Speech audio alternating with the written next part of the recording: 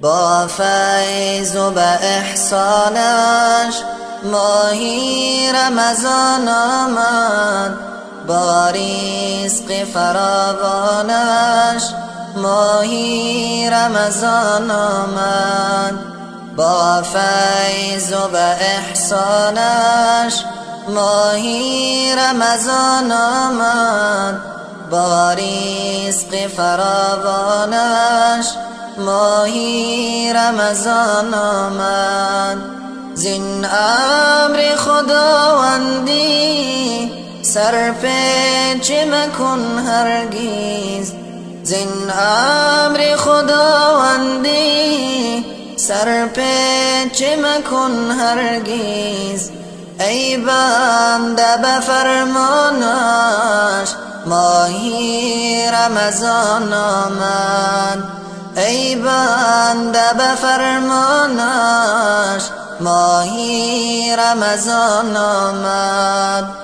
بگشاد در جنت دوزخ درش بسته، بگشاد در جنت دوزخ درش بسته. چون هدیه رحمانش ماهی رمضان آمد، چون هدیه رحمانش ماهی رمضان آمد.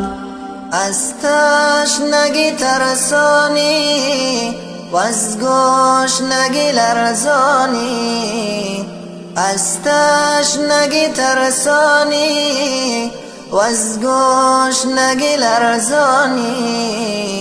الله کند آسانش ماهی رمضان آمد، الله کند آسانش ماهی رمضان آمد.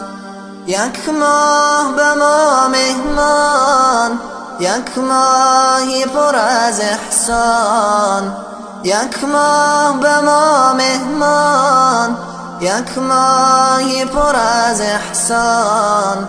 من مای پشیمانش ماهی رمضان آمد، من مای پشیمانش ماهی رمضان آمد. با فیض و به احسانش ماهی رمضان آمد، با رزق فراوانش ماهی رمضان آمد، با رزق فراوانش ماهی رمضان آمد.